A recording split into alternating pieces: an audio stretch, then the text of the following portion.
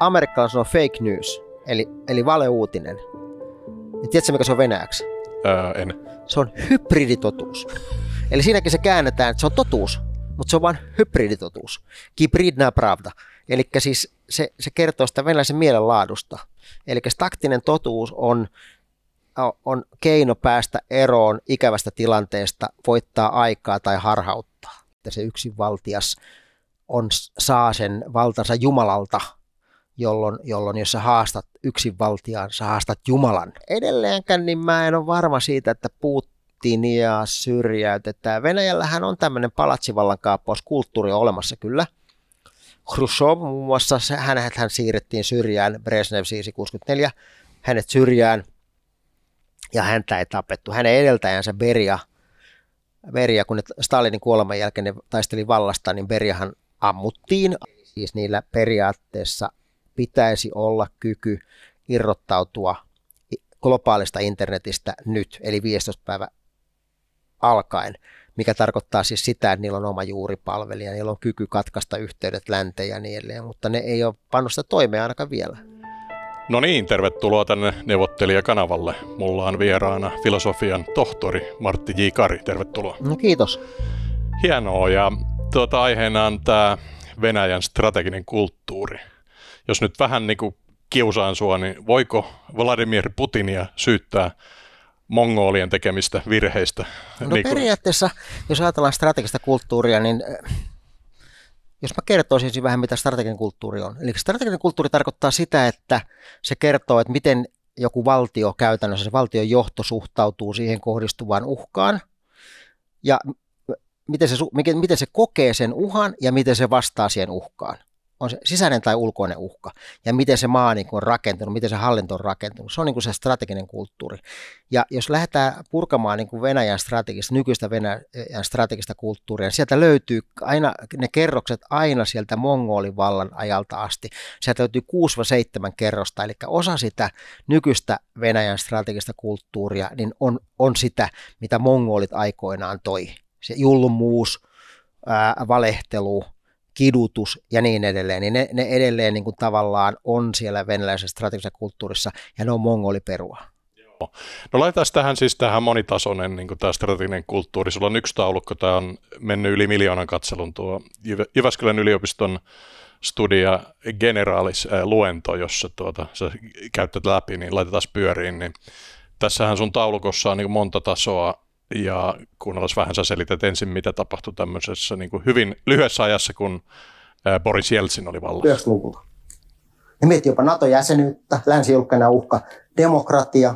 Se oli demokratia. Joo, ja tämä jäi niin kuin sä tuossa sanot tuossa videossa, niin ei oikein erotakaan niin erotajanalla, että tämä oli, oliko ehkä mongoleja ennen, oliko silloin mahdollisesti rauhaa tai ei rakkautta? Oli, koska ennen mongoleja oli Kiovan Venäjä, joka oli tällainen tavallaan demokraattinen, vähän niin kuin Ateena, eli vapaat, rikkaat miehet valitsi tämmöisen valtuuston, joka päätti asioista sitten. Tämmöinen vetse, sanottiin vetseksi, ja vetsekello oli sellainen kello, millä ihmiset otettiin kokoon pitämään näitä kokouksia sun muuta. Eli Kiovan Venäjä oli tavallaan tämmöinen vähän samantyyppinen kuin oli Ateena, demokraattinen. Mongolit toi se yksin vallan Venäjälle sitten, ja siitä se vahvistui sitten Konstantinopoli vallotettiin, Konstantinopoli vallotettiin, jolloin se Itä-Rooma tuhoutui, jolloin se Itä-Rooman kirkon istuin siirtyi Moskovaan, jolloin tavallaan tämä yksinvaltius yhdistyi tähän kirkolliseen valtaan, jolloin syntyi ikään kuin tämmöinen käsite, että se yksinvaltias saa sen valtansa Jumalalta, jolloin jos sä haastat yksinvaltiaan, sä haastat Jumalan. Ja sehän siirtyy sinne kommunismiinkin, että jos sä haastat yksinvaltiaan, eli jos sä haastat puolueen, sä haastat marksismin ja sä oot pulassa. Eli ihan samalla tavalla, ja nythän se menee ihan samalla tavalla, vaikka ei ole enää ideologiaa muuta kuin tämä putinismi, joka siis ei ole ideologia, mutta joka tapauksessa niin siellä on se yksinvaltias, ja jos sä haastat sen, niin sä oot pulassa. Et se on niin kuin aina ollut venäläisessä kulttuurissa, että on erehtymätön yksinvaltias, joka on saanut valtansa jostain, ja jos sä haastat sen, sä oot pulassa. Siellä on myös toi itäinen niin kuin Rooma tai ortodoksi kirkko, ja eikös kuitenkin jonkinlainen teoria, että sekin siellä vaikuttaa? Joo, nimenomaan. Siis se on tämä taivaallinen valta ja kirkollinen valta yhdistyy. Ja nythän patriarkka Kirill muun muassa tukee hyvin voimakkaasti Putinia tässä sodassakin, koska siinähän käydään sotaa tämmöistä degeneroitunutta länttä vastaan, missä on homoavioliittoja ja niin edelleen. Joo, mä nauroin ääneen muuten, kun siellä oli se Rolex-kellon Kirillin ranne. 12 600, joo, on sen kellon hinta. Että aika hyvät palkat siellä on noilla papeilla. No mutta siinä loppuosassa tästä klipistä, mitä näytettiin, niin siinä mentiin jo Putinin aikaa ja eipä siellä paljon muuttunut. Tuo oli muuten mielenkiintoista, kun sanoit, että Kievi-vetoinen Suur-Venäjän niin kuin se historiallinen maa, että onko tässä niin kuin, onko tämä Ukraina niin kuin tälläkin tasolla symbolinen Putinille? No, Ukraina on erityisesti tärkeä niin kuin sotilaallisesti ja poliittisesti, mutta myöskin kyllä siellä semmoinen emotionaalinenkin juttu on, mutta nimenomaan niin kuin sotilaallisesti, koska venäläisillä taas sitä strategista kulttuuria, sinne on hyökännyt Mongolien jälkeen, sinne hyökkäsi Napoleon ja sinne on hyökännyt Hitler ja niin edelleen, eli venäläiset kokee, että joku sinne aina hyökkää. Ja jos katsotaan karttaa niin Puolan, Ukrainan länsirajalta alkaa niin sanottu keski Venäjän ylänkö, joka on ihan semmoista tasasta, sitä pilkkoo vaan muutamat joet ja Pripyatin suo. Sitten on helppo hyökätä hevosilla ja panssarivaunulla. Eli Venäjä kokee, että se on niin kuin lännestä suojautumaton, jolloin se tarvii siihen suojavyöhykettä.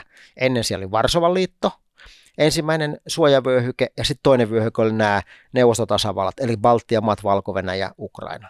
Ja nyt Neuvostoliitto hajosi, Varsovan liitto purkautui, eli nämä molemmat suojavyöhykkeet hävisi. Niillä on se Valko-Venäjä edelleen näpeissä, mutta ne on äärimmäisen huolestunut tästä Ukrainasta, koska jos se Ukraina liukuisi sinne länteen, niin se paha NATO olisi ihan siinä lähellä. Tulee vähän tämmöinen, tästä strategisesta kulttuurista, se on vähän niin kuin Star Trekissa on tämmöinen Borg, joka niin kuin assimiloi vain kaikkea ja tavallaan se kasvaa koko ajan, kunnes se niin kuin täyttää koko universumi, mutta tässä ei taida olla ihan siitä kyse, että tavallaan että se Venäjä vähän niin kuin sen pitää olla koko ajan vähän niin kuin aggressiivisessa kasvussa, koska muuten se niin kuin kutistuu, mutta se ei ehkä niin kuin kuitenkaan hae totaalista dominanssia, enemmänkin niin kuin tavallaan vähän rähisee siellä rajoilla. Joo, siis toi Nikola ensimmäinen sanoi, että pienet sodat raja-alueella pitävät niin kuin kansakunnan ryhdissä ja Venäjällähän ei ole niinku voimaa tehdä näitä Borg-juttuja, mutta se mielellään kyllä tekisi niitä. Ja tätähän on nyt harjoiteltu pienemmissä maissa ennen Ukrainaa, ja se on ollut aika menestyksekästä. Mulla oli Pekka Toveri, joka mainitsi, että täällä oli tosiaan nämä Tšetšeenisodat, ja oli tavallaan sitten, voi sanoa myös, että se Krimin valloitus oli tietynlainen niin kuin helppo sota. Mutta riittääkö tämmöiset helpot sodat, vai oliko tämä nyt sitten niinku virhearvio Putinilta? Siis kun mä opetan tiedustelua yliopistolla, ja meillä on ihan oikeasti tämmöinen niin kuin luento tiedustelun epäonnistuminen, missä me puhutaan, miten Israelin tiedustelu epäonnistui Jom Kippur-sodassa ja 73 sodassa. Eli sehän meni niin, että Israel, kun se löi arabimaat 67 sodassa, niille syntyi semmoinen niin kuin ylivertaisuuden tunne. Niin eikö ollut peräti joku 6 päivän sota? 6 päivän sodassa niin syntyi semmoinen ylivertaisuuden tunne, että arabeista ei ole mitään vastusta.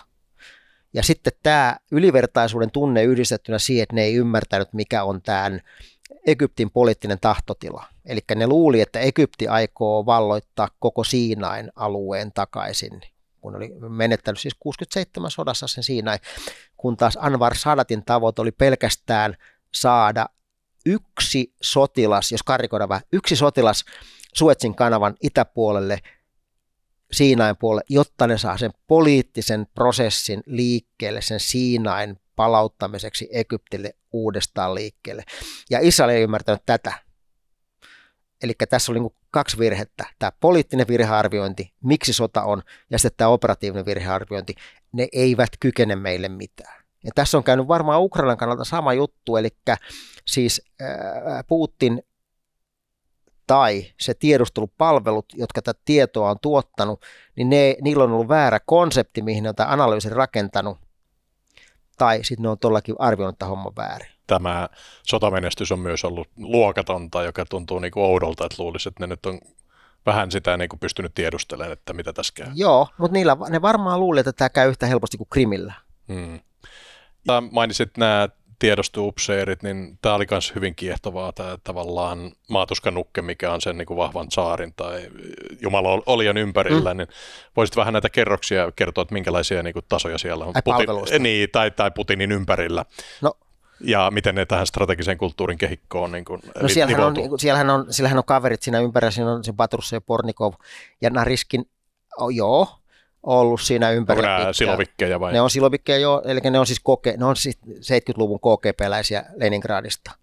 Ja sitten Sergei Ivanov oli sitä porukkaa kanssa, mutta hänethän laitettiin hoitamaan ympäristöasioita. Eli siinä oli ilmeisesti ongelmana se, että Ivanov oli eri mieltä voimankäytöstä siellä Donbassin suunnassa sun muuta. Että hänet laitettiin niin kuin hoitamaan ympäristöasioita, mikä on siis potkut.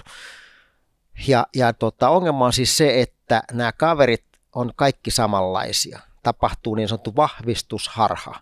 Eli kukaan ei haasta sitä ajatusta. Ei käytetä tämmöistä, niin kuin meillä opetetaan taas kerran tuolla yliopistolla, tämmöistä paholaisen asianajajaa. Eli on joku tyyppi, joka haastaa sen ajattelun, että se ei ole näin, se ei ole näin, se ei ole näin. Ja sitten vielä jos ajatellaan niin kuin nämä tiedustelupalvelut, jotka työntää sitä raporttia sinne ja analyysiä niille johtajille, niin siellähän on 3 palvelua. Siellä on FSP, joka siis vastaa kotimaan turvallisuudesta, mutta Putin kun pääsi valtaan, niin hän niin kuin lisäsi sinne FSP-rakenteeseen tämmöisen ulkomaan tiedustelupalveluosaston, joka hoitaa niin sanotusti lähiulkomaat, eli entiset Neuvostoliiton osat, eli Baltian maat, Valko-Venäjä ja Ukraina. Eli meillä on FSPn sisällä on oma tiedustelupalveluosasto. Sitten meillä on SVR, ulkomaanpalvelu, tiedustelupalvelu, Narishkin, joka sai vähän löylyä silloin 22. päivä helmikuuta siellä istunnossa, turvallisuusneuvoston istunnossa, koska hän ei tiennyt, mistä puhutaan.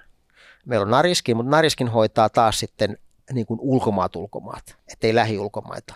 Ja sitten meillä on GRU, eli sotilastiedustelupalvelu, joka nimensä mukaisesti kohdistaa sen tiedustelun sotilaisen kohteisiin, plus luo olosuhteita Venäjän turvallisuuspolitiikan toimeenpanoon, niin kuin Krimillä, sehän oli GRU-operaatio. Ja nyt nämä kilpailee keskenään, nämä palvelut. Ja kun ne kilpailee keskenään reviiristä ja resursseista, niin on viisasta kertoa esimiehelle ei objektiivista tietoa, vaan sellaista tietoa, mitä hän haluaa kuulla, koska ihminen keskimäärin haluaa mieluummin kuulla sellaista tietoa, mikä häntä miellyttää, kuin mikä haastaa hänen maailmankuvansa. Niin tässä on käynyt varmaan näin. Onko tässä, sit kun näitä kehiä, niin siellä oli myös tämä pajarit, mutta nämä silovikit ei ole niinku pajareita? On, ne on kaikki pajareita. Siellä on 3 komponenttia. Siellä on tsaari, joka ei koskaan tee virheitä, prinssejä, jossa sitten kasvaa ehkä tsaari, ja sitten on nämä pajarit, jotka ympäröivät. Siellä on siis hallintopajareita ja sotilaspajareita ja silovikkipajareita, ja niin ne on siis se kerros, joka on sen tsaarin ja sen kansan välissä, ja ne tekee niitä virheitä. Jalostuuko niistä sitten prinssejä? Niistä voi jalostua, joo. Ja siellä on varmaan valtapeliä nyt. Ihan hirveästi. Churchillhän sanoi, että siis, mun mielestä on hyvin sanottu, Churchill sanoi, että kun seuraa Venäjän sisäpoliittista kamppailua, niin se on kun katselisi buldokkien taistelua koko lattiamaton alla. Että sä vaan näet, että se matto liikkuu, mutta sä et tiedä, että kuka on voitolla ennen kuin joku sieltä ryömii voittajana ulos. Ja pajarien alla on sitten kansa, joka näyttää yllättävän fatalistisella tässä kehikossa, että niitä oli ilmeisesti niin kuin siedätetty kokemaan kärsimystä ja korruptiota. Ei ne voi mitään. Mitä ne voi? No tavallaan siellä oli se lyhyt demokratian harhakuva, jossa ne oppii ainakin ehkä viestimään. No itse asiassa se demokratiahan oli kirosana. Sehän oli se 90-luvulla semmoista rosvokapitalismia.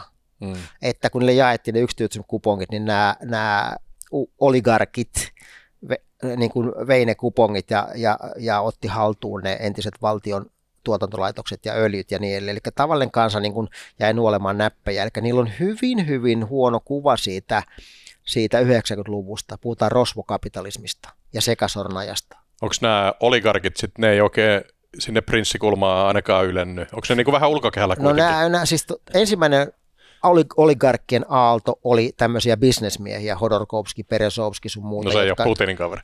Ei ne kumpikaan ole. Mutta siis ne oli ne kaverit, jotka tajus sen, että nyt tehdään rahaa. Ja ne teki Abramovis ja niille. Ne niin kuin teki rahaa. Ja diili oli siis se, että ette puutu politiikkaan. No, ja miten kävi? Hodorkovski puuttui politiikkaan, Berezovski rupesi tekemään politiikkaa. Hodorkovski on hengissä, mutta maanpaossa. Berezovski löytyi hirttäytyneenä lainausmerkeissä Lontoosta ja niin edelleen. Eli tavallaan tämä ensimmäisen aallon oligarkit, jotka oli tämmöisiä niin kuin rahaoligarkkeja, niin ne on melkein putsattu tai ne on lähtenyt Venäjältä, koska niiden on niin vaikea olla siellä. Tämä toisen polven oligarkit on sitten silovikki-oligarkkeja, eli siis kun se venäläinen systeemihän menee niin, että kun sä saavutat tietyn aseman valtionhallinnon rakenteissa, sulla on oikeus tiettyyn määrään korruptiota. Ja mitä ylemmässä meet, sen enemmän sä saat sitä korruptioa. Ja kun sä oot siellä ylhäällä, siellä pajarikerroksessa, niin sulla on siis puhutaan isoista miljoonakorruptiosta, jolla siis, ja sä et oikeastaan omista niitä, vaan tsaari ikään kuin omistaa ne sun hallintaoikeus. Niin, eli sä voit niin kuin yhdessä yössä periaatteessa menettää kaiken. Ja se toimii niin, se on systeemi, millä sä pysyt niin kuin uskollisena sille tsaarille, koska sulla on hallintaoikeus kaikkeen siihen, mikä sulla on, mutta periaatteessa ei omistusoikeutta. Mukaan lukee sun oma henki. Toi on muuten siis todella mielenkiintoinen tieto. Siis mä muistan itse vasta pari vuotta sitten oli toi René Nyberg, oli tämmöinen patriarkko ja oligarkki, niin hänen kirjassa oli tämä, että se oli jossain vaiheessa siellä Jeltsinin heikolla kaudella lähellä, että olisi annettu omistusoikeus kansalle, mutta sitten se otettiin pois. Joo. Ja se oli ilmeisesti osa tätä niin strategista se meni ajattelua. Siis kansallehan jaettiin niitä yksityistymiskuponkeja.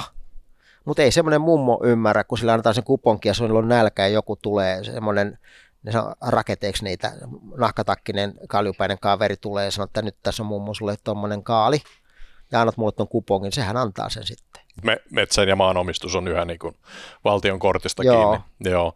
Mutta toi on mielenkiintoista ja sitten se Ukrainan tilanne vielä, tuli paljon kysymyksiä neuvottelijakanavalta, että tavallaan nyt kun se on Putin tavallaan menettänyt kasvojaan vähintäänkin, koska se on epäonnistunut operatiivisesti ja myös niin kuin viisaana tsaarina, niin kuinka nopea voisi olla se aalto, jolla niin kuin tämmöinen epäonnistuminen pyyhitään ihan niin kuin voimakeinoin tai muuten. Että. Kato, eihän Putin ole epäonnistunut. Okei. Tsaarihan ei epäonnistu. Tsaarihan ei tee virheitä, vaan nythän siellä on ruvettu etsimään noita niin pajarisyyllisiä. Pajarisyyllisiä. Sieltähän löytyi nyt, kun mä kerron siitä, että FSB hoitaa lähiulkomaat, niin siellähän viime perjantaina muistaakseni oli FSB:ssä oli ratsia, johon osallistui siis FSO, joka on siis presidentin suojakaartia. Niin FSOn pojat ja sitten FSB:n 9 direktoraati, joka on siis sisäinen turvallisuus. Ne teki ratsian siellä Ljubljankassa, eli siis FSB:n päämajassa, ja sitten 20 muulla paikkakunnalla, ja ne ratsas ja pöllytti paikkoja, ja siellä tämän FSB:n 5. direktoraati, eli ulkomaanpalvelun johtaja Peseda, ja sen ensimmäinen sijainen Beluh, ne laitettiin molemmat kotiarestiin, ja niitä syytettiin sekä väärän tiedon antamisesta Putinille että valtion varojen väärinkäytöstä.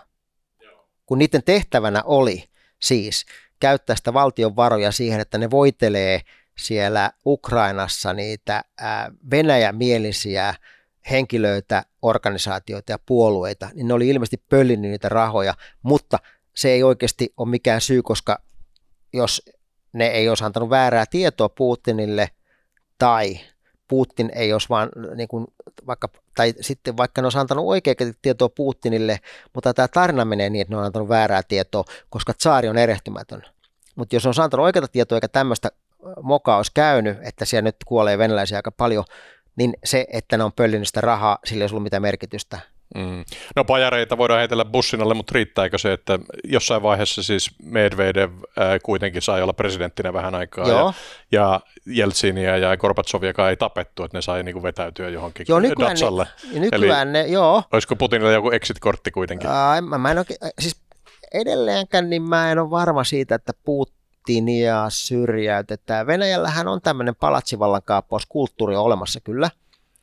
Khrushchev muun muassa, hän siirrettiin syrjään, Brezhnev siirsi 64, hänet syrjään ja häntä ei tapettu. Hänen edeltäjänsä Beria, kun Stalinin kuoleman jälkeen ne taisteli vallasta, niin Beriahan ammuttiin, asevoimat oli niin kuin meni Hrushčovin puolelle Zhukovin johdolla, ja sitten eräs kenraali ihan omakätisesti ampui Berjan. Eli siellä on sekä että kulttuuria. Sitten kun Gorbatšov 91 laitettiin sivuun, häntä ei ammuttu. Ja sitten siinä vaiheessa asevoimat oli vähän niin kuin sivussa, ne katsoivat, mitä oikein tapahtui. Ja siinä oli nöyrytysriitti. Mä haastattelin Esko Ahoa tuosta vuodesta 1991, niin se sanoi, että siinä vaiheessa, kun näytettiin, kun Jeltsin niin pisti Gorbačovin kirjoittaja saneli, että kirjoita jätkä tuohon niin nimi alle, niin se oli ihan selvää, että tässä nyt tapahtuu se vallanvaihto. Mutta Jeltsin oli heikko tsaari ja tavallaan otti Putinin sitten vähän käänpoikasen sieltä sitten alle. Oliko Jeltsinkin sitä niin kuin Pietarin kängiä? Ei, siis sehän on sieltä Uralilta. Mutta eikö tässä ole vähän semmoista tai samasta kuin eikö kaikki niin Putinin lähipiiri, ne on sieltä niin kuin pietarilaisia. Että ei me aina sillä niin kuin alueporukka, judojengi pistetään johtoon. Ei, vaan siis Jeltsinhän valitsi Putinin sen takia oikeastaan seuraajaksi. Tai oikeastaan se on kaksi tekijää. Toinen on se, että Putin nähtiin riittävän vahvaksi, että se pystyy takaamaan Jeltsinin klaanille koskemattomuuden. Ja toisaalta Putin nähtiin niin heikoksi, että oligarkit kuvittelivat, että ne pystyvät ohjailemaan Putinia. Eli tässä on niin kuin tavallaan kaksi eri näkemystä, jotka molemmat niin kuin tuki sitten sitä Putinin valtaan nousi. Koska nämä Berezovkit ja nämähän tuki Putinia silloin alussa. Ja Berezovkin kuvitteli olevansa joku tämmöinen kuninkaantekijä edelleen.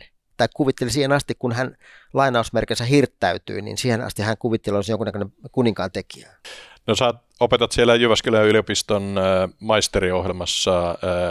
Mikä se oli tiedustelu? Se on siis turvallinen strateginen analyysi maisteriohjelma. Ja mä opetan siellä tiedusteluanalyysiä. Ja sinne on haku päälle ja ne on semmoisia 100 hengen ryhmiä. Siis hakijat vai? Tai se ikäluokka, joka No meille haki viime vuonna vajaa 300, josta me otettiin 25. Okay. Ja sittenhän meillä jakautuu se maisterivaihe 2 vuoteen. Ensimmäinen vuosi on sellainen, missä käydään tiedustelun perusteet läpi, ja se on tämmöinen, että se kiinnostaa aika paljon porukkaa, että se kurssin vahvuus on 120. Ja sitten tämän toisen vuoden tiedusteluanalyysikurssien vahvuudet on noin 30. Ne on niin kuin meidän omia näitä turvallisen strateginen maisteriohjelman opiskelijoita, jotka opiskelee niin kuin sitä analyysiä. Ja sitten siellä meillä on muun muassa niin turvallisuusviranomaisista on opiskelijoita, jotka ei tee maisteriopintoja, vaan opiskelee vaan esimerkiksi tiedusteluanalyysikurssit. Mutta niin se ensimmäisen vuosi on pulkki, siellä on paljon opiskelijoita ympäri yliopistoa, ja sitten tämä toinen vuosi on niin kuin tämmöinen kohdennettu, että siinä on vain noin 30 henkeä. Ja siellä varmaan päästään vaan, sullahan on siis, tänne saakka pidätteli, jos nyt joku ei tiedä, niin olet Eversti EVP, niin sillä on tänne niin kuin tausta myös armeijan ja tiedustelun joukoissa. Niin mä palvelin sotilastiedustelussa vuodesta 1988 vuoteen 2017, eli mitä siitä tulee 30 vuotta? Mutta nuoruuden haave oli vähän kuitenkin olla humanisti. Niin, musta piti olla historiaopettaja, mutta sitten mä menin laskuvarjääkärikouluun varusmieheksi, niin kuin meidän partiolippukunnasta mentiin, jos vaan päästiin. Ja sitten mä huomasin, sehän onkin kivaa. Musta oli kiva hypätä yöllä laskuvarjolla, naama noettuna, ja opetella, miten räjäytetään silta poikki, tai rautatiekiskot poikki, tai mitä milloinkin. Ja mä huomasin, että tämähän on ihan kivaa, ja mä tykkäsin siitä, ja sitten mä jäin sinne kesäksi töihin ja sillä tiellä sitten oltiin. Oletko sä nähnyt semmoisen ranskalaisen sarjan kuin Vako ja verkko Yleltä esimerkiksi? Onko se tämä siis Tämä missä on näitä vakoja, jos on tämä Tintin koodinimeä käyttää. Joo, se on hyvä. Joo, onko se kuinka lähellä sun mielestä? Ei siis mähän olin signaalitiedustelussa. Signaalitiedustelussa on aika tylsää. Okay. Se on vähän niin kuin nyt istut luurit päässä, toivotat joku tärppää. Jotain tärppää. No mutta eikä siellä edes koodinimeä heitellä. Ei. No mitä se signaalitiedostus, nythän siinä on tietysti hybridianalyysiä ja tietovirtoja tietoverkoissa. Sä esitit jo silloin muistaakseni sen raflaavan teoria, että Venäjä on niin kuin osittain kuorinut itsensä jopa internetistä. Että. Joo, nythän siellä 11. päivä, tai maaliskuun alussa annettiin valtion virastolle käsky valmistautua siihen, että ne irrottautuu internetistä. 11. päivä 3. Tai valmistautuu, että ne luo kyvyn irrottautua internetistä 11.3. mennessä. Ja se kyvykkyys pitää raportoida 15.3. mennessä. Eli siis niillä periaatteessa pitäisi olla kyky irrottautua globaalista internetistä nyt, eli 15 päivä alkaen, mikä tarkoittaa siis sitä, että niillä on oma juuripalvelija, niillä on kyky katkaista yhteydet länteen ja niin edelleen, mutta ne ei ole pannut sitä toimeen ainakaan vielä. Ja nyt tietysti ne vois laittaa nyt ihan noi kaapelit poikki, mikä yksi menee Suomeen, tai pistää sen vaan kiinni, mutta kyllähän nyt esimerkiksi satelliitilla tulee paljon ja kännyköillä tulee dataa, että ja sitten taas globaalit nimipalvelut jää niiden ulkopuolelle, ettei ne kai pysty sitä ihan kokonaan sulkemaan. Niillähän on oma nimipalvelin. Et siis maailmassa on 13 DNS-nimipalvelinta, näitä juuripalvelimia, mutta venäläiset on rakentanut oman juuripalvelimen. Eli niillä on siis oma juuripalvelin, mitä ne niin kuin ajattelee, että se on se, mitä ne käyttää silloin, kun niiden se venäläinen segmentti eristetään muusta internetistä. No Elon Muskin Starlinkki sitten ehkä käyttää jotain omaa protokollaa, mutta eipä taida siellä olla ihan laillista niitä käyttää kohta. Joo, ne etsii varmaan niitä koko ajan, VPN ne etsii koko aika ja niin edelleen. Sähän osallistuit myös niin kuin lainvalmisteluun, mäkin itse olin muuten valtiovarainministeriön ja oikeusministerin kutsuna tein tämmöisen, osallistuin pysyvänä asiantuntijana laista joukkolainan haltijoista, joka meni läpi, niin olipa kyllä aika makkara tehdasprosessi. Mä en tiedä, miten koit itse oman lakivalmisteluaikasi, oliko mielenkiintoista? Se oli tosi, kato munhan piti jäädä 15 eläkkeelle, kun mä täytin 55, eli Everstin eroamisen. Tai siis kun susta tulee Eversti, sä allekirjoitat lapun, että sä jäät 55-vuotiaana eläkkeelle. Vaikka lain mukaan Eversti palvelee 60. Mutta siinä nähdään yleensä, että tuleeko susta kenraali vai ei. Että ootko sä semmoisessa aikaikkunassa, että sun edessä aukeaa kenraalin paikka. Ja mulle ei auennut, mutta mut jätettiin 8 vuodeksi tekemään niitä lakeja. Ja pyydettiin, että jää vielä 8 vuodeksi tekemään näitä lakeja. Ja katsotaan, että jos siinä aukeaa ikkuna, niin sitten meet siihen ikkunaan. Ja mä sitten sanoin, että kyllä mä voin tietysti jäädä, kun ei mulla ole mitään töitä. Ja enkä mä viitti kuitenkaan vielä kotiin niin jäädä kuolemaan odottelee. Ja sitten mä tein niitä lakeja 2 vuotta. Ja se oli kyllä mielenkiintoinen projekti. Kaiken kaikkiaan mä näin siis sen parlamentaarisen valmistelun, ja sitten mä näin sen juridisen valmistelun, ja sitten mä näin sen operatiivisen valmistelun. Niin se oli äärimmäisen mielenkiintoinen kokonaisuus, etenkin kun mä olin mukana siinä sekä siinä sotilastiedustelulakityöryhmässä, siviilitiedustelulakityöryhmässä, että myöskin sen tiedustelun valvontaa käsittelevässä työryhmässä, oikeusministeriön, plus sitten vielä suojelupoliisin uutta operatiivista roolia hahmottavassa, mitä Päivi Nerk veti, niin siinä työryhmässä, plus parlamentaarisessa seurantaryhmässä, plus puolustusministerin siinä työryhmässä, joka kirjoitti sotilastiedustelulakia riviltä. Mä niin tein 2 vuotta näitä lakeja vaan. Joo, siinä itse taktisena havaintona oli vaan, siinä oli ollut vähän aikaisemmin, niin Stubbilla oli epäonnistuminen tämän hallintarekisterin lain kanssa, ja oli se kuuluisa 90 kannattaa, ja oikeasti sitten ei kannattanutkaan, niin mä itse koin niin kuin kauhean tärkeäksi ne lausunnot niistä, mitkä tulee, että ne, niin kuin ne on puoltavia, ja niin tässä meikäläisen laissa sitten oli, että oliko tässä mielenkiintoisia lausuntoja muuten annettiin siinä niin kuin yksityiseltä sektorilta? Että... Joo, meillähän oli mukana siinä lakityöryhmässä, meillähän oli siis sekä Helsingin yliopistosta juristi, että sitten me oli EK:sta, eli Elinkeinoelämän keskusliitosta meillä oli edustaja mukana, ja sitten Lakimiesliitosta, eli meillä oli siis, se oli aika niin kuin siinä oli operatiivisia ihmisiä ja sitten oli justiin nämä EK, Lakimiesliitto, Helsingin yliopisto ja niin edelleen. Eli siinä oli aika laaja se porukka, joka sitä valmisteli niitä lakeja. Ja sitten meillähän oli sekä kansalaiskuulemisia että sitten me otettiin palautetta sisään silloin tällöin.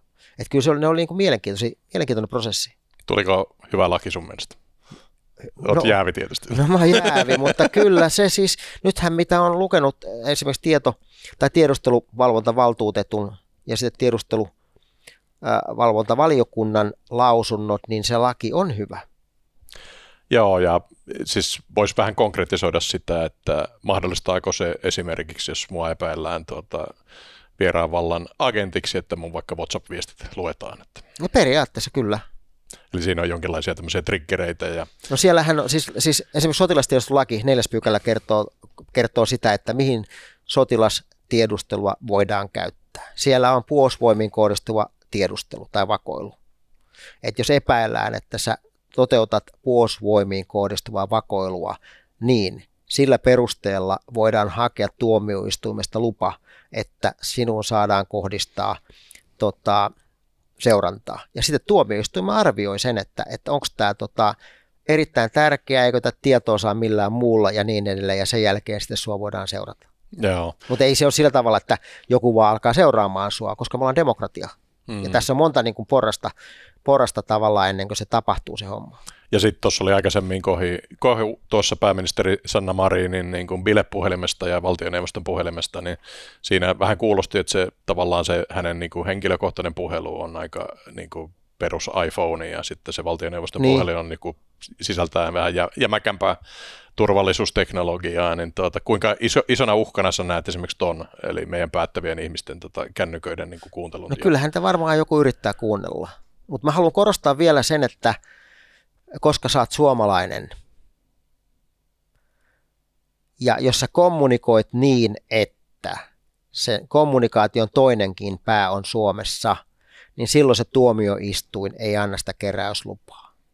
Jos se kommunikaation toinen pää on ulkomailla, niin silloin siihen liikenteeseen voidaan antaa se keräyslupa. Mutta siis kotimaassa tapahtuvaa kommunikaatioon, siihen ei saa lupaa. Oliko siinä tämmöisiä tasoja, jäi mieleen, itse en ole tämän nykyisen valtakunnan syyttäjän suuri fani, mutta yksi hänen niin kuin, mahdollisesti kunniakkaista syytteistä oli siinä, kun Helsingin Sanomat vuosi sen, oliko se nyt tiedostelukeskuksen? Ei, kun viestikoekeskuksen. Niin, lokaation ja tavallaan siitä tietoja, niin tuliko siihen tämän tyyppistä niin kuin, lakitekstiä niin kuin näiden asioiden? Niin sehän tapahtui paljon myöhemmin. Se oli 2017 syksyllä, 2017 joulukuussa oli tämä viestikoekeskusvuoto. Ja nämä lait tuli... Anteeksi, ne tuli 2019 voimaan. Niin. Mutta ei niille oikeastaan mitään, kun ne meni niin kuin omaa polkua. Joo, tosiaan ne meni niin omaa polkua, että mä en edes ajatellut tämmöistä yhteyttä, minkä sä äsken sanoit. Joo, no mielenkiintoinen pyyhde mulle tulee siis paljon ihmisillään. Osin niin kuin salaliittoteorioita, osat on niin kuin ihan mahdollisia prosenttiteorioita, että jotain tapahtuu ja niitä vaan kiinnostaa nämä asiat jonkin verran. Niin se laithan valmistui, siis ne luonnokset valmistui 2017 syksyllä. Eli ne luonnokset olivat valmiina ennen kuin tämä Tikkakoski-gate tapahtui.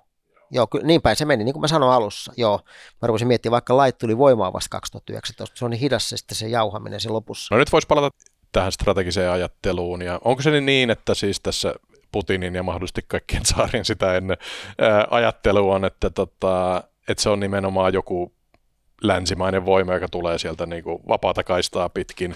Eli lähinnä kysymys esimerkiksi, että onko se NATO vai onko se USA, mikä se on se arkkivihollinen? No sehän on ollut, siis arkkivihollinen nykyään on NATO. Ei USA, eli ennemminkin NATO. USA-NATO, se on niin kuin, siis NATOhan on USA heidän niin mielestä. Mutta sehän on ollut siis Katarina Suuren aikana se oli Turkki, eli kun taisteltiin Krimistä. Pietarin Suuren aikana se oli Ruotsi. Joo, Ruotsi. Ja niin edelleen. Päästiinkö mekin pahiskerhoon? Joo, kyllä. Mehän oltiin pahiksia kanssa. Selitäs toi kulma. Sä sanoit, että jossain niinku runoissakin on tavallaan suomalaiset ja ruotsalaiset. Joo, Puskinin Vaskiratsastassa puhutaan siis siitä, että miten Pietari tuli sinne Nevan suolle ja päätti, että tähän perustan kaupungin. Ja sen jälkeen sitten hän siellä kiusaksi Korskean naapurin, joka oli siis Ruotsi, Korskean naapuri. Ja kun hän saapui sinne, niin siellä oli siis tämmöisiä luonnon poikapuolia, köyhiä kalastajia semmoisissa pienissä mökeissä. Joo, ne oli Tjuhontsi, eli tjuhnia, joka siis tarkoittaa yleensä tämmöistä niin kuin suomenkielistä heimoa. Meikäläisiä muun muassa. Tjuhonets on tämmöinen sana, mitä ne käyttää meistä, niin kuin, ja mikä on sitten esimerkiksi tuntemattomassa sotilassa väännetty tjuhnaksi. Mutta onko tämä yhä jäänyt, että ajatteleeko ne yhä tätä blokkia uhkana Suomi-Ruotsi? Onko se, luulisi, että meillä ei ole muskelia siihen? Ei ne sillä tavalla enää ajattele. Samaa mieltä tästä Suomi ja Ruotsi. Kyllä siellä on niin kuin aika iso valtatyhjiö ja täyttäisikö NATO sen valtatyhjön? Olisiko tämä niin mahdollisesti Suomen strategisen kulttuurin etujen mukaista liittyä NATOon? Koska nythän meidän pitää ymmärtää se, kun meillä puhutaan sitä, että pitäisikö meidän liittyä nyt tai ensi viikolla tai kuukauden päästä, niin tämähän ei ole viikko eikä kuukausi kysymys, vaan tämä on niin kuin kysymys, joka vaikuttaa meidän lapsenlapsiin. Mulla on 2 lastenlasta, Olivia 8 kuukautta, 9 kuukautta ja Siiri 4 vuotta. Eli tämä vaikuttaa niin kuin heidän turvallisuuteen, tämä meidän ratkaisu, mikä me nyt tehdään. Ja se, että kukaan ei pysty takaamaan sitä, että seuraavan 40 vuoden aikana Venäjältä ei kohdistu aseellista uhkaa Suomeen. Meidän pitää varustautua siihen, että näin voi käydä. Meidän pitää pitää vahva oma puolustus ja sitä tukee liittoutuminen. Sitten jos käykin niin, että Venäjä demokratisoituu, niin vau, silloinhan me ollaan NATO-maa, joka tuntee Venäjän, jolloin me saadaan niin kuin etupellossa ottaa kaikki ne hyödyt, mitkä tulee siitä, että lähdetään tukemaan Venäjän demokraattisen Venäjän prosesseja. Eli siis mä en niin kuin näe kummassakaan tilanteessa siinä, että Venäjä jatkuu tämmöisen autoritäärisenä tai Venäjä demokratisoituu, niin mä en näe mitään niin kuin syytä olla liittymättä NATOon, vaan päinvastoin. Rajat on rakkautta. Joo, kyllä.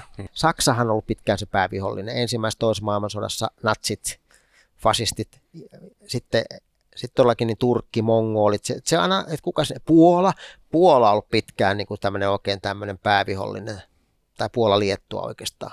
Tartun tuohon siis nythän tässä Ukrainan sodassa pitäisi uskoa, että tässä taistellaan niin kuin natseja vastaan, ja sitten oliko se toinen niin kuin huumeiden käyttäjiä, eli siellä on sitten tavallaan niin kuin jonkinlaista puritanismia kuitenkin. On joo, kun sehän tuli, että Kirillhän puhuu, että länsi on degeneroitunut, että siellä on homoavioliittoja, siellä on huumeita ja niin edelleen, ja sitten Venäjä edustaa, siis kolmas Rooma, ikuinen Rooma, edustaa kaikkea pyhää ja kaunista, ja heillä on oikeus senkin takia käydä sitä sotaa. Mutta siis toi natsi kuulostaa niinku täysin mielipuoliselta, että uskooko ne nyt oikeasti sitä? Että... Siis niillähän tilannehan oli niin kuin saksalaista hyökkäsi silloin 1941 juhannuksena operaatio Barbarossa, niin osa ukrainalaista ikään kuin oli Saksan puolella. Se herra kuin Bandera oli tämmöinen Ukrainan vastarintaliikkeen johtaja vielä sodan jälkeenkin, ja tavallaan se Ukrainan vastarintaliikkeen yhteys siihen saksalaisiin, niin se ikään kuin venäläisten silmissä oikeuttaa niin kuin leimaamaan heidät natseiksi. Ja jonkin verran siellä tietysti on, niin kuin kaikissa maissa on niin kuin, uusnatseja, mutta ei mun mielestä niin kuin, mitenkään niin kuin, silminpistävän paljon, ja tämä Zelenskihän on juutalainen, että ja Venäjää puhuva vielä, niin jotenkin vähän vaikea siitä mun mielestä leipoa kyllä niin kuin natsi. No huumeiden käyttäjä se voi ollakin, mutta siis liberaali. Usko, hän on huumeiden käyttäjä, mutta siis mun mielestä se on hauskaa, että ihminen voi olla sekä natsi että juutalainen. Varmaan maailman ainoa natsijuutalainen. Joo, mutta tämä retoriikka ilmeisesti sitä nyt ei kyseenalaisteta siellä Venäjällä. Ei, koska se on niin kova kortti, se natsikortti, että se se on vähän niin kuin se monopolin vapaudut vankilasta kortti, että se on niin kova kortti, kun sä niin kun natsikorttia heilutat, niin kansa ajattelee, että no kyllähän meidän pitää nyt osallistua se erikoisoperaatioon, jos siellä kerran natseja on. Kun ne koulutaan sen toisen maailmansodan, tai oikeastaan niin kuin he sanoo, suuren isänmaailmansodan perintö on niin kova siellä, se iskostetaan ihan pieniin lapsiin, ja se viedään läpi koko sen kasvatuksen ja koulutuksen, että sitten ne pahikset, eli natsit, niin ne todella on pahoja. Tuossa on pientä niin kuin karua ironiaa, mä äänitän tätä Iivan Puopolon kanssa studiossa, meillä on semmoinen viikon viisasteluohjelma, niin ennen tätä sotaa me vitsailtiin tämmöiselle niin kuin woke-kulttuurille, en tiedä onko tuttu, mutta siis siinähän se ultimaattinen niin kuin vastustajana natsi pahaa, niin nyt sitten Putin sanoi, että okei, hyökkää niin kuin natseja vastaan, niin mikä se tekee niin kuin Putinista? Eihän se sitten voi olla natsi, jos se niin kuin hyökkää natseja vastaan, että tavallaan, mutta ei se nyt varmaan mikään kommunistikaan ole, että mä en tiedä, miten ne, onko ne vaan nationalisteja vai mikä se on se? Itse asiassa ne sitä nationalistikorttiakaan ei hirveästi heiluta. Mä sanoin, että nythän siellä on sellainen tsaari, jolta puuttuu oikeastaan ideologia.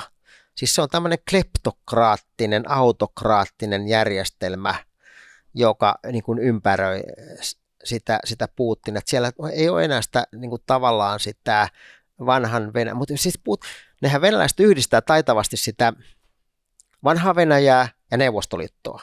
Että ne ottaa aina sieltä niin kuin kummastakin perinteestä semmoista, mikä niin kuin on hienointa heille, vaikka asepuvut tai sotilasarvot tai mitä tahansa nimittely. Kansallislaulu. Niin, kansallislaulu. Se on hieno kyllä. Niin, se on Neuvostoliiton kansallislaulu.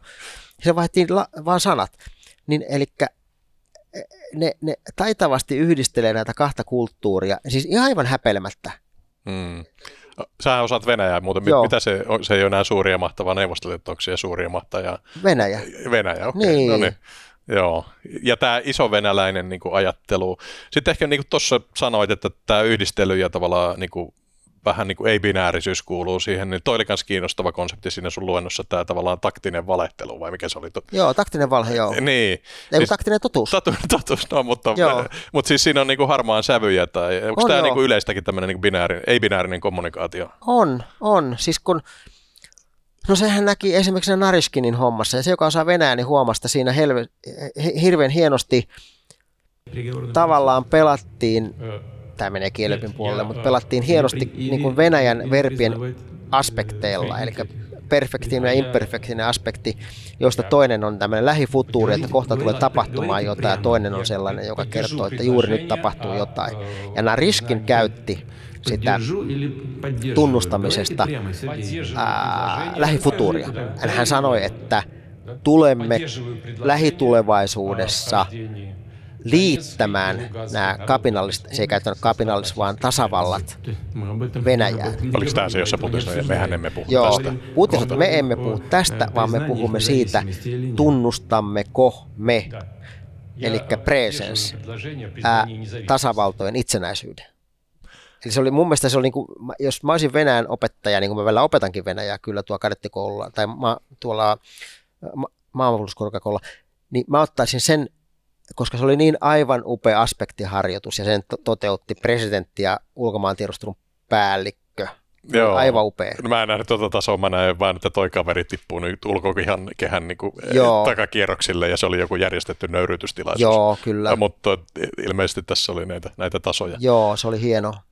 Joo, no sitten näitä, vähän siis tuntuisi, että Suomi ja Ruotsi ei ole nyt siinä niin kuin ihan haukkaavan niin kuin hieman kitkaa ja laajenevan Venäjän niin kuin ihan ensimmäisessä niin kuin jauhamyllyssä, vaan että siellä on niin kuin tämmöisiä Georgian ja Tsetsenien ja Ukrainan ja niin, Valko-Venäjän kaltaisia maita. Entiset neuvostotasavallat on niin kuin niitä lähiulkomaita. Niin, mutta nyt tullaan tähän, niin kuin, mun mielestä itse on NATO kannattava ihminen, niin jotenkin tuntuu, että suojaisiko tämä meidän niin kuin vähän kilttiasema siellä värikartalla?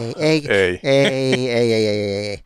Siis se mun mielestä on niin kuin älyllistä epärehellisyyttä, että me ajatellaan, että jos me ollaan kiltisti tai me ollaan piilossa, niin venäläiset ei meitä huomaa. Ei se niin mene, vaan se, että venäläisillä ei toistaiseksi ollut mitään operatiivista tarvetta hyökätä tänne. Mm.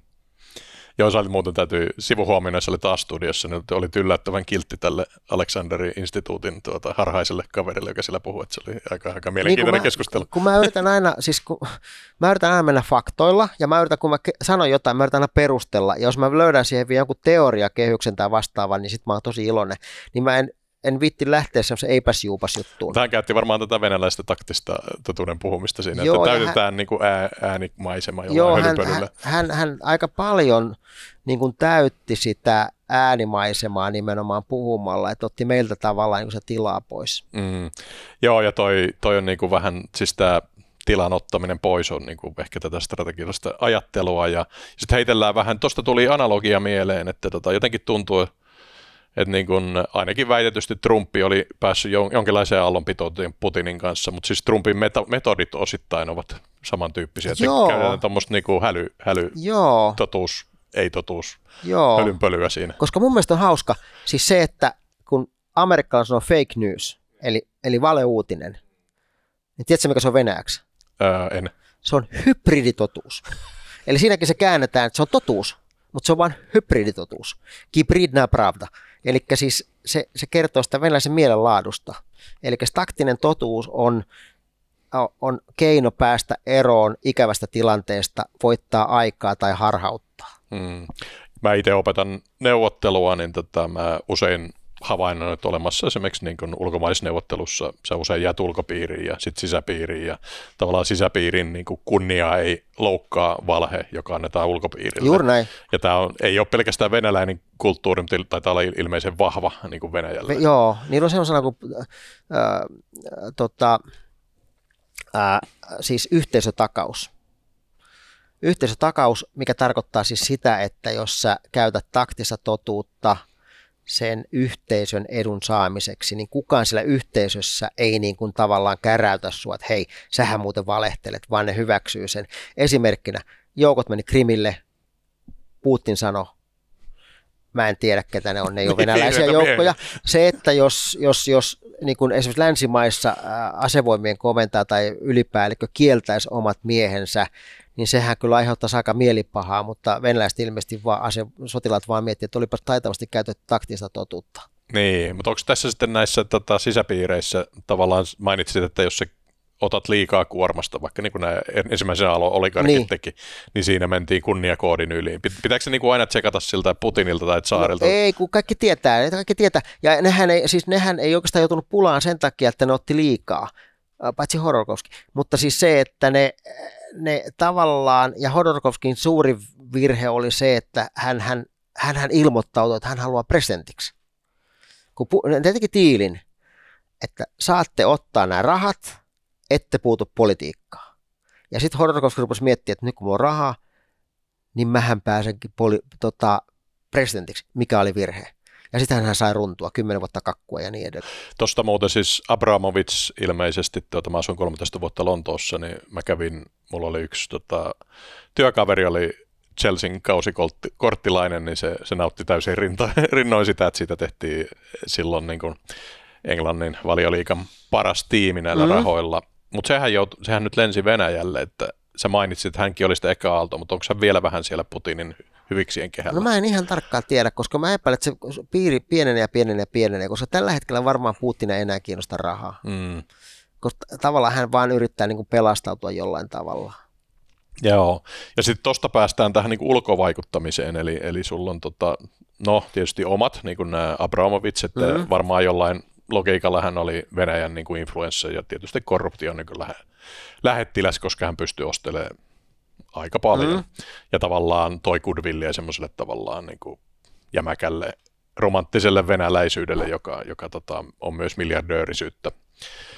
Mutta sitten näitä omia, ja osahan on tällä kaasuputken niin kuin rahoilla rikastunut, ja näitähän löytyy Suomestakin.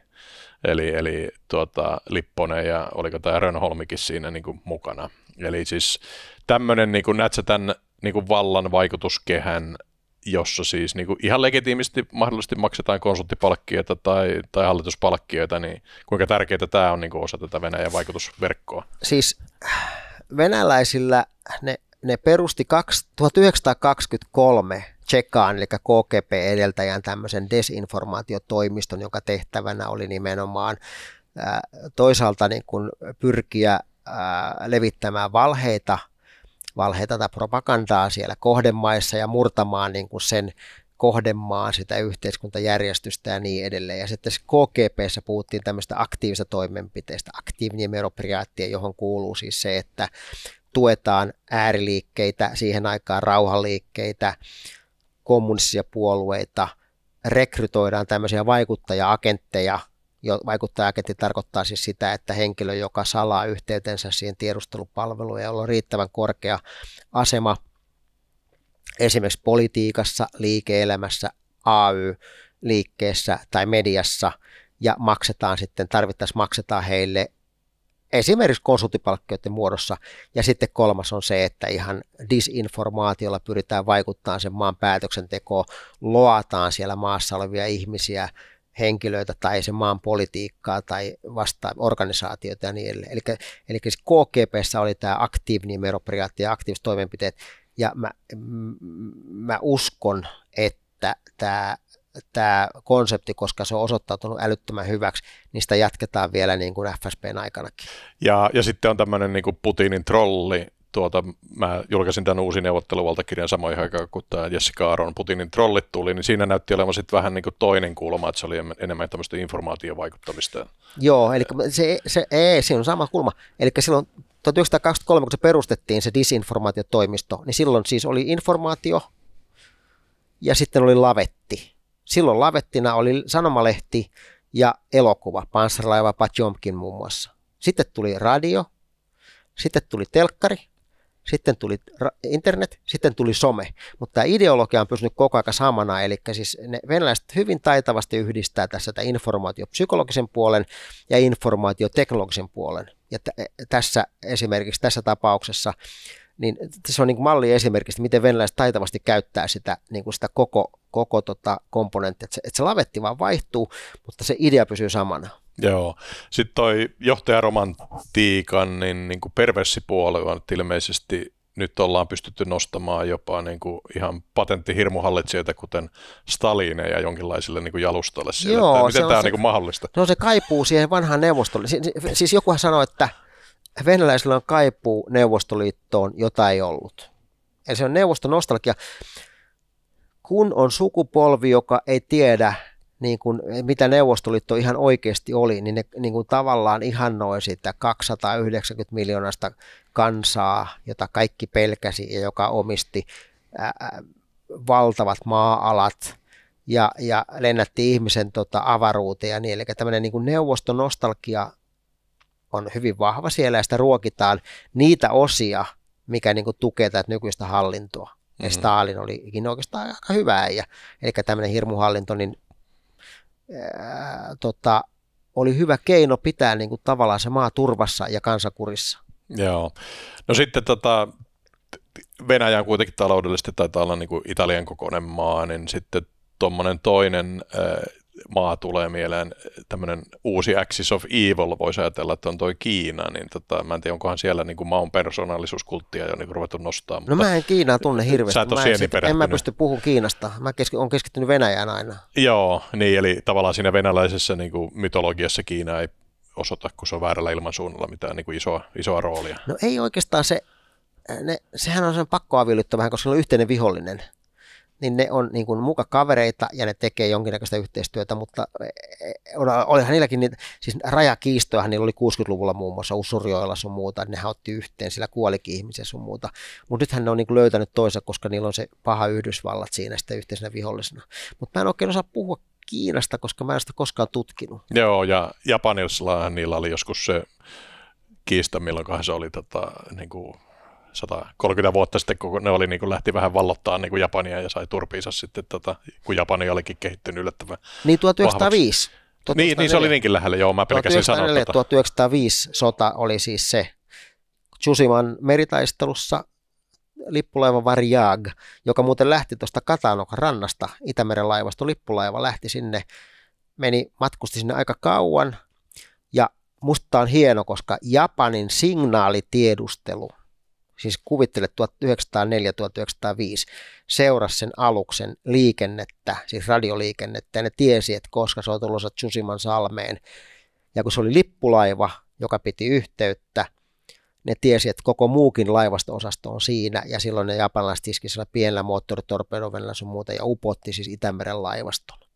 Ja kun se tieto tuli Suomeen aikoinaan, alkoi suurlakko, ja me saatiin yhtenä ja yleinen äänioikeus. Noniin. Eli japanilaiset järkkäs meille tänään, jos vähän niin kuin vedetään historiamutkia suoraksi. Joo, mahtavaa. Siinä vaan huomasin sitä, Shoigu oli kommentoinut siis näitä Kurillien saaria, että siellä on taas nähty Naton sukellusveneitä tai muuta hööpähaapaa, mutta Japanihan niin kuin, niillä ei ole kai niin kuin tehnyt rauhaa Venäjän kanssa. Siis. Joo, ne ei hyväksy sitä, että ne Kurillit on Venäjän neuvostolta, nehän valtas sen jälkeen, kun atomipommi oli pudonnut, nehän valtas ne Kurillit. Joo, täytyy ottaa tuosta erillisjakso ehkä, jos kuulijat tietää näitä tavallaan Tyynenmeren strategioita, koska itse mä ajattelen sillä, että siellä Japani ja taas Kiina ei tykkää Japanista ja Kiina haluaa vallottaa Taiwanin jossain vaiheessa ja tavallaan sitten jenkit on pistänyt sinne strategista painopistettä ja sitten on näitä Australiat ja muut sitten Major Non-NATO-ällit siellä mukana, että siellä on myös mielenkiintoinen peli kehittymässä. Mutta kun se ihminen ei pysty hallitsemaan kaikkea, mä oon keskittynyt Venäjää sekä töissä että harrastuksissani. Hyvä juttu, niin otetaan tähän vielä loppuun, niin mitäs muuta sä teet, että onko vielä kolmas hyppy edessä tämän niin kuin tuon kapiaisen uran ja filosofian tohtorin uran jälkeen? En mä usko. Kalastus ja koiran kanssa lenkkeily, mulla on ihana pieni kääpiövillakoira ja sitten me ostettiin mökki viime kesä. Mä oon aina vihannut mökkiä, me ollaan aina oltu ulkomailla kesät. Me ollaan Kroatia tai Balkan hulluja, mutta nyt sitten viime kesänä, kun ei päässyt minnekään, niin me ostin mökki ja mulla on kaveri Pauli. Paulille terveiset, jos kuuntelet, Pauli opetti mut kalastamaan, uistelee ja verkolla ja mä hurahdin siihen ja mulla on nytkin jään alla niin kuin 180 metriä verkkoa. ja odotan, että jäät lähtee, että pääsee vetämään uistinta ja pääsee hauen kutuun kiinni ja niin edelleen. Mä kalastan nyt kyllä kovasti. No niin, se on hienoa. Joo, mullakin on Mauno mäyräkoira ja vaikka sitä vastustin, niin voi olla, että mullakin löytyy toi mökki ja kalastusvaihe itsellä edessä. Joo, se on kyllä kiva sit kun aikaa, joo. Hienoa, mulla on ollut vieraana Martti J. Kari ja me ollaan keskusteltu Venäjän strategisesta kulttuurista ja siihen liittyvistä Ukrainan sodan lieveilmiöistä. Kiitoksia. Kiitos.